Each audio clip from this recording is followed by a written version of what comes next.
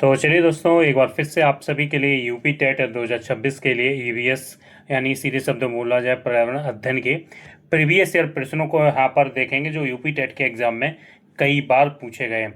यहाँ पर प्रश्नों के उत्तर के साथ साथ डिटेल भी यहाँ पर बताई जाएगी। तो आप सभी वीडियो को पूरा देखिएगा, स्किप मत कीजिएगा। आप फॉलोवर्स को देखकर, सब्सक्राइबर को देखकर मत समझिएगा कि हाँ, जो प्रश्न यहाँ पर रखे गए इनका यूपी टेट में आपको देखने को नहीं मिलेंगे। ऐसा नहीं है, मैं दावे के साथ कह रहा हूँ ये वही प्रश्न मैंने लिए हैं जो कई बार यूपी टेट के एग्ज़ाम में रिपीट हुए हैं। तो वीडियो पूरा देख लीजिएगा और कभी भी चैनल के सब्सक्राइबर और फॉलोवर्स को देखकर तैयारी कोई भी प्रतियोगी परीक्षा की मत कीजिएगा।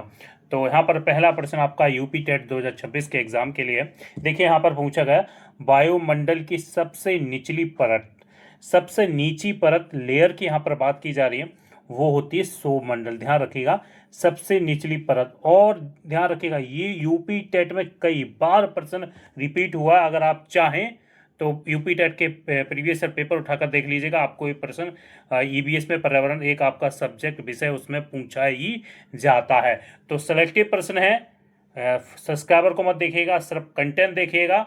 जो मैं दावे के साथ यहाँ पर कह रहा हूँ 60 से 70% प्रश्न हमारे चैनल के माध्यम से यहाँ पर देखने को मिलेंगे जब आप परीक्षा देकर आएंगे।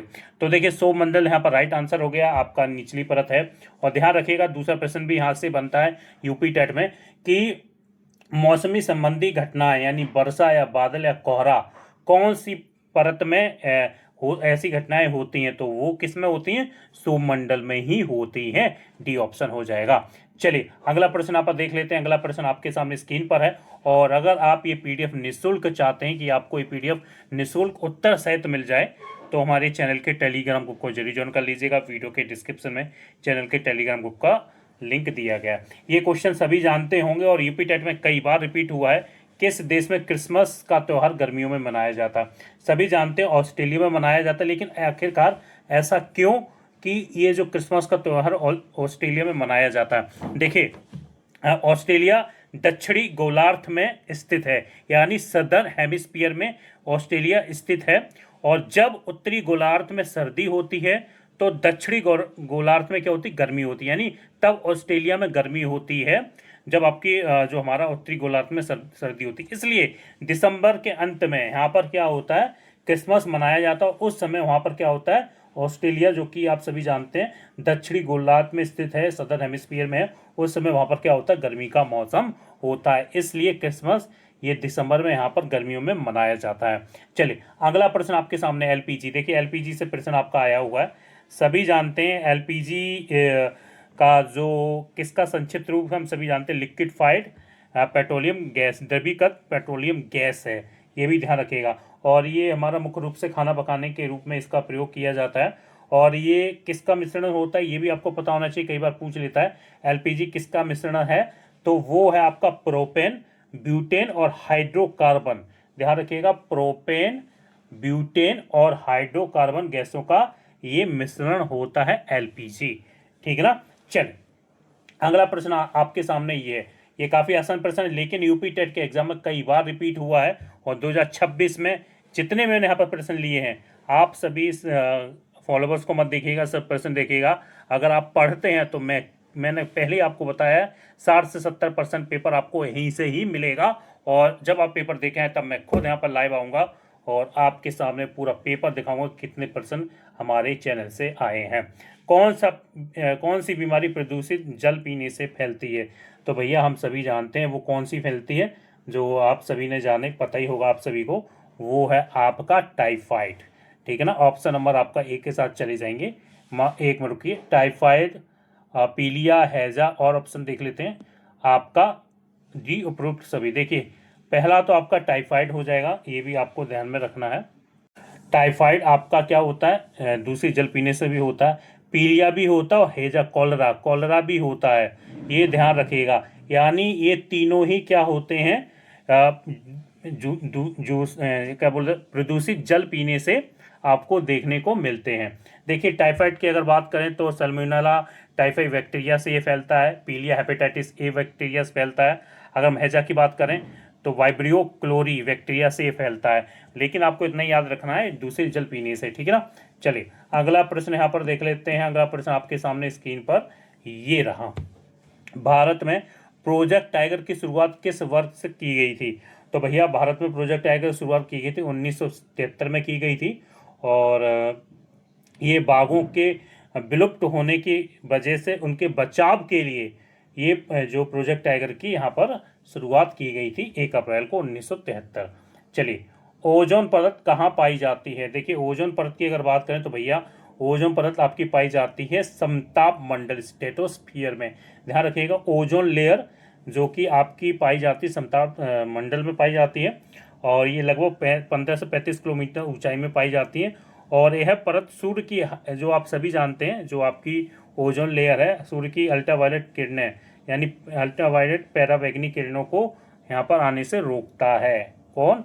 ओजोन परत यानी समताप मंडल। चलिए, अगला प्रश्न यहाँ पर देख लेते, गंगा एक्शन प्लान किस वर्ष से शुरू किया गया? देखिए, गंगा एक्शन की बात की जाए तो ये शुरू किया गया 1985 में शुरू किया गया था।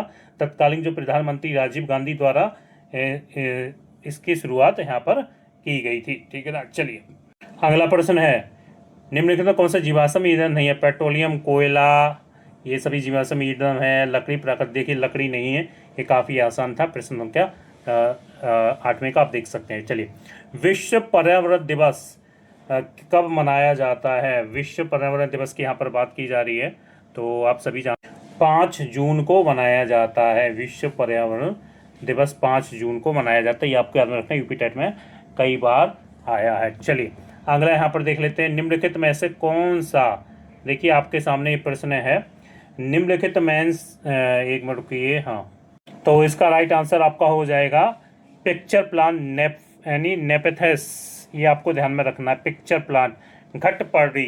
तो ये एक ऐसा कीट मच्छी पौधा है, ये आपको ध्यान में रखना है, जो आसपास के कीटों को अपने जाल में फंसाकर खा लेता है, ताकि वो अपनी नाइट्रोजन की पूर्ति कर सके। तो ध्यान रखें ना, कौन सा होता है? पिक्चर प्लांट होता है। इसको हिंदी में बोल देते हैं नेफेंथिस। ये एक ऐसा कीट मच्छी आपका पौधा है। ऑप्शन सी के साथ चले जाएंगे। चलिए, अगला है, मीना माता रोग किस धातु के कारण होता है? तो भैया ये पारा मरकरी। ध्यान रखिएगा, मीना माता रोग। और ये सबसे पहले कहाँ देखा गया था? मीना माता रोग, जो आप सभी जानते हैं, ये जापान के आसपास इसको पाया गया था, मीना माता रोग, जो आपने देखा ही होगा। ठीक है ना। चलिए, अगला यहाँ पर देखते हैं, अगला प्रश्न क्या है। देखिए, रेड डाटा बुक किसका विवरण दर्ज किया गया? देखिए, रेड डाटा बुक की अगर बात करें तो भैया ये जो आपका ऑप्शंस के हिसाब से अगर यहाँ पर चलेंगे तो संकटग्रस्त पौधों और जीवों को लेकर इसमें जो आपका क्या है, सारी जिक्र है। रेड डाटा बुक एक ऐसा दस्तावेज है जिसे IUCN, ध्यान रखिएगा, रेड डाटा बुक क्या है? IUCN के द्वारा यानी अंतर्राष्ट्रीय प्रकृति संरक्षण संघ द्वारा प्रकाशित किया जाता है। इसमें उन प्रजातियों की सूचीबद्ध किया जाता है जो विलुप्त होने के कगार पर होते हैं। रेड डाटा बुक यानी जो विलुप्त होते जा रहे हैं, उनकी यहाँ पर सूची बनाई जाती है इस रेड डाटा बुक में, ताकि उनको बचाया जाए। और संकटग्रस्त पौधों या जीवों को, एनिमल्स या प्लांट जो विलुप्त हो रहे हैं, और ये किसके द्वारा बनाई जाती है? IUCN। इसकी आप फुल फॉर्म भी याद कर लीजिएगा, यूपी टेट के एग्जाम में पूछा भी जा सकता है, अंतर्राष्ट्रीय प्रकृति संरक्षण संघ। ठीक है ना। ऑप्शन आपको डी यहाँ पर हो जाएगा। चलिए, अगला प्रश्न आपके सामने स्क्रीन पर ये रहा, वन्य जीव सुरक्षा अधिनियम कब पारित किया गया?